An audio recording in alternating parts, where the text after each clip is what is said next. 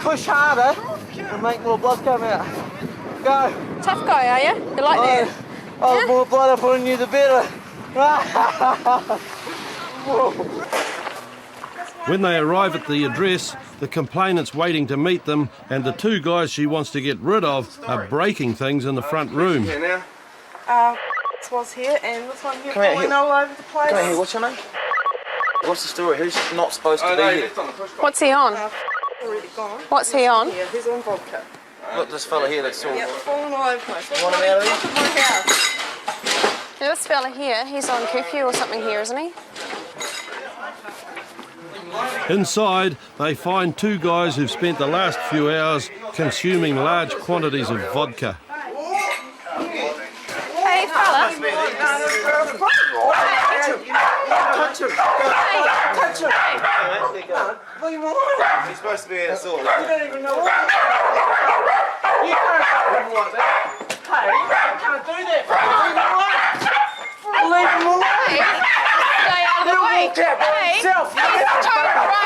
He's too drunk to walk out. Hey, video him. Hey. By the time they get the other two to the front door, they've gone completely off their heads. One of them attacks the 10-7 camera operator before turning on Stephanie, who's already trying to deal with two biting dogs. Get your other hand up. Get your dogs from us! Come, CHI3. CHI3. Can we have some assistance here? While Liam wrestles with one of the men, the other gets away from Stephanie and then mistakes the wooden fence for an escape route. Stay where you are. CHI3, can we have the assistant now, please? You leave me alone, mate. Over your face. I remember. Ta-da. And remember.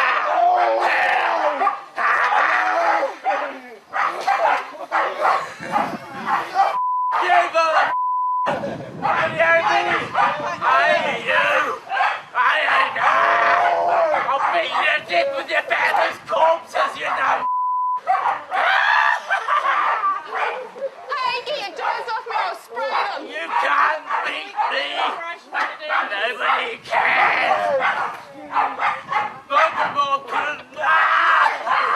The guy's vodka-induced feelings of invincibility have left him with a major problem.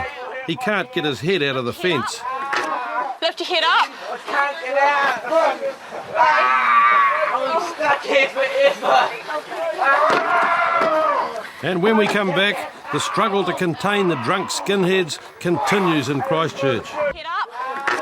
Lift your head up. I can't get out. I'm stuck here forever.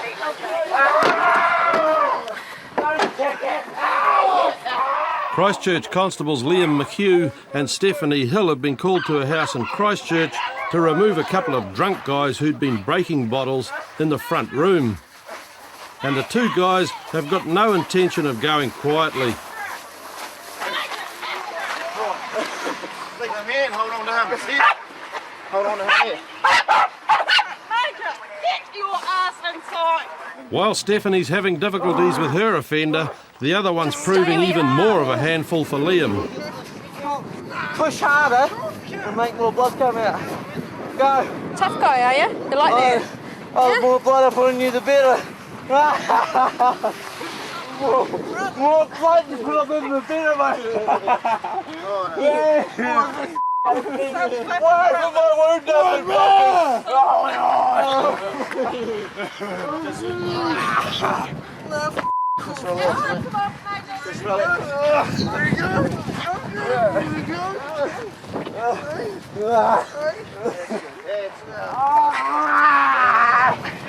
Even with handcuffs, the two offenders manage a fair imitation of a tag wrestling team. But eventually, the combination of alcohol and fatigue begins to slow them down. The arrival of backup means that police can begin to wrap up the scene. You can leave smashing the whole house up. Leave my mate. Ladies, please. Fight. Sounds. Why'd you start hitting the police? You still have a video camera in there. Oh, don't flatter yourself, fella. No. But the scene's more complicated than it appears. The disturbance had all started because of another guy who'd left before police arrived. Is it just the two of them? Well, he What's wasn't the one story? Do they live here or what? of the other one, but he took off earlier. It was just him and Who's the guy that was tripping on vodka? that's one with no shirt on. Yeah, does he live here? No, left just before you arrived. Bailed to here, isn't it? He's on curfew here. No. Okay. Can the police come and help you? Take your dogs off them, all right? Yeah, all If I hadn't got your boots on, I would have lost trying to- half my ankle. I'm sorry, I was trying All to right? get my baby. Well, both of them have been sprayed, so if they're feeling a bit sorry for themselves, it's No, tough. good on you. What happened in there? They've been drinking in there or what? Well, the guy that left before, him and have been sort of, it's been in the brew for ages for them to have a go over some debt from ages ago or something with a mate, and the mate's busy saying no to he's just gone off anyway, and then they're sort of in the middle of sort of between going to have a fight and not going to have a fight, and then pulled out a BB gun. A BB gun, where's that? Oh, he took it with him when he took off. Where's he gone? He's gone home. Extra Major, get in here. Well, we're going to be transporting them both back to Central, all right? They're both not long out of jail. Okay, got it. Finally, Stephanie thinks she's got a handle on the chain of events. That left. The guy that was on the phone, he's here with her and the baby, and vodka and orange top. She was trying to get rid of them and this other fella who's turned up at the address and presented a BB gun at her partner, I think it sounds like. And the baby's been hit as well, in amongst it all. A short while later, the police had caught up with the guy with the BB gun and put the two drunk guys in the cells. The bare-chested one was sentenced to 6 months in prison for assaulting a child and was convicted and discharged on a charge of willful trespass. Rodney, the guy who put his head through the fence, was sentenced to 3 months in jail for willful trespass, common assault and resisting arrest. Oh, the more blood I put on you, the better. When Wellington constables Dave Ritchie and Ross Watson get to the bottle smashing incident, all that's left is a small group of teenagers. We're 10-7 as well, comms. Got any bag? Yep. How old are you? 17? Yeah, I've got a cardboard if you want it. No, that's right. Maths book, water. Cool enough for two. Have you got enough staff down there? Yeah, good as gold. The bulk of people bailed as soon as we arrived there, no problems. Just as Dave reports that everything's fine, a girl falls over and starts vomiting. You were feeling sick this morning. And you shouldn't have been at school either. And her friends want Dave to believe it's not because she's drunk. Why is she sick? Well, vodka doesn't really smell. She hasn't been feeling very well all day. I think she's been off sick for a while. You know, she really shouldn't have been at school today. Is she alright or does she need an ambulance? She'll be alright. She doesn't look very well. Well, She looks more than just a little bit sick and shouldn't be at school. Has she been drinking? You might as well tell us now, because if she's been drinking or taking any drugs or anything... I haven't taken any drugs at all, I swear. Have you been drinking? She may have had a bit of that. Tell us the truth, because it could be important to you. Yes, I have. I'm sorry. How much have you been drinking? I only drank like Bottle of... Heineken. Or how big a bottle are we talking here? Shit, I threw up all. One big bottle of Heineken. It's probably a good As idea. Katie throws up again, it's obvious to everyone that she's consumed more than one bottle of beer. How old are you, mate? About 15. 15. How old are you? 15. Do you have an ID on you or anything like that? You don't? No, your box in my bag, honey. Yeah. I got her ID. Yeah, I'm 14. I think you've had a bit more than one bottle of Heineken, haven't you? Yeah. You have? What else have you had? I can't remember, I'm sorry. Or what else have you been drinking? Just beer or She may have had a bit of scrumpy, I think. scrumpy? Yeah. So one of you guys was drinking this? There. Over here. Except that's not, that's my ID. It's just a case of too much bad alcohol, which means they can all head home to Kandala. Okay, so if you make sure these girls get there alright. Thank you very much. Okay, that's alright. Thank you. I need See ya. And Dave and Ross get a call to attend another incident in Nio. Somebody's rung up. She's heard people smashing bottles and possibly lighting fires on the railway tracks up here. We're going to try and find a way down through the bush onto the railway tracks. When they get to the bottom of the track, they find a group of teenagers drinking around a fire.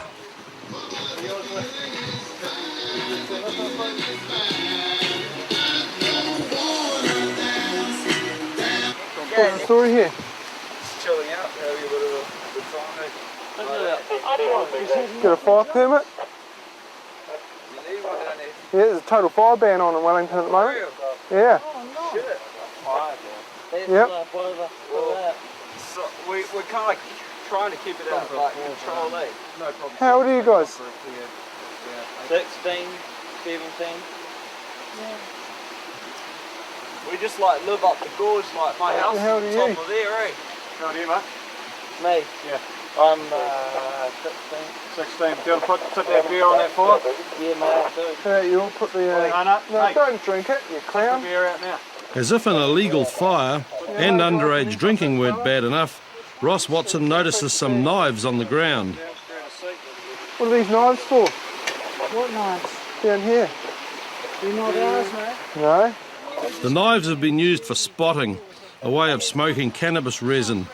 But this area is obviously used quite a lot, and there's no way police can link the knives to this group. We're not trying to like cause any trouble, that's why we came down here, eh?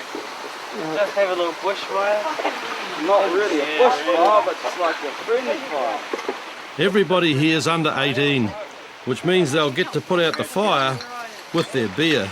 Open them all, fella. What do you got in that bag there? Oh, you may as well open them up. Hello. Okay, that bottle of booze there. Open it up. That. There. Tip it on the fire. Right over there, follow the smoke. The fact that Jack, the young guy, doesn't know where the fire is doesn't surprise Ross at all. He's obviously had far too much to drink. Right, now you can go down to the river and fill it up with water. Oh no, maybe you should just sit down on the log for a bit, eh? We don't want you falling in the river. With Jack taking a rest, those sober enough to make the trip down the bank to the river eventually bring back enough water to put out the fire. Your parents home, mate? Mine? Yeah, probably. And finally, Ross and Dave can wrap up the scene and send everybody on their way. No, go. Too late, come back tomorrow.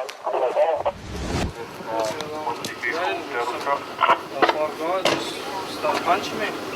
Constables Richard Shellcrass and Joe Cronin are on patrol in Whangamata when they come across a large group of people who are claiming they've been attacked. And we're going to anticipate on this shit. Most of the group are drunk and none of them are making much sense. I'm not trying to insinuate that, but I'm just saying, we are going home. You do not. Who gave us a call? Did you guys give us a call? No, that on us. Jesus Christ. Yeah, we still haven't got anywhere what's happened yet because you're all intoxicated. But the scene is about to become more confused. As Joe Cronin's questioning one of the alleged victims, a guy arrives and makes straight for Joe. Mate, we're talking to him, so you can go away, please. No, hang on. No, excuse me, which one? No, I'll stop you right there. This Come on, guy come on. got hit in the head. Excuse me, I'm talking to the chappie, all right? Yeah. So you're not helping. But what I'm asking is that he got hit in the head. Right. Excuse me, just wait there a sec. Yeah, so he's actually... The problem for the new guy, Jake, is that he's obviously intoxicated and he's just driven to the scene. Big guy in the jean jacket. He's 56. Just put him through, see how it goes. Yep. Come here, mate. No, excuse me, before we say what he's No, gonna excuse me, sir, you just drove in this motor vehicle, didn't you? Did You I? did? Yes. Did I? Yes. How do you know of this? Because I saw you get out of it. No, he is in there. He's not going anywhere, man. All right. Excuse me, mate. You're with him. Drive in here. Yes, I did. I saw you drive out of the You car. see me stand right here. So now what you're trying to say is that I drove a vehicle. That's right. Come with me, You drove a vehicle. come with me. You don't have to pull him, mate. Listen. You don't have to pull him. I'm saying come over here, please. You go with him, please. But what are we trying to Go with him, please, sir. What are we trying to accomplish here? Excuse me, sir. This way.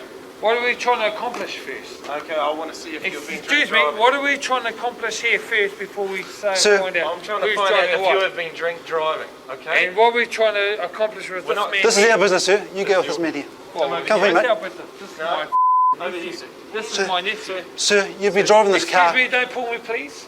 Go with This it, is mate. my nephew, and we're trying to accomplish why has he Sir. got a bleeding nose. It's not about me Sir. driving a Exactly. car. It's about him having a bleeding nose. Be quiet, please, What sir. are we accomplishing?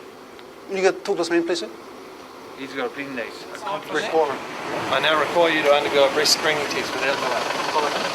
Put your fingers around there, take a big breath, and blow until I tell you to stop. Keep going, keep going, keep going, keep going, keep going, keep going, keep going, keep going, keep going, keep going, keep going. Thank you. Okay, as you can see, these crystals in there are green and they're past the light. Yeah. Okay, that means that's a failed test. Yeah. So I now require you to accompany me to the Whangamata police station or other such place to undergo an evidential breath test, blood test, or both. While Jake's going through the test, the passenger from the car reluctantly confirms that Jake was driving. Was driving, was he? Oh, you seen him driving? Yeah, I did. But I want you to tell me too. Well, you 'Cause seen you're- him driving here? I did, yes. Okay. But this doesn't have any effect on Jake. Because I told you Come I in the wasn't back of the car, driving. please. Hey?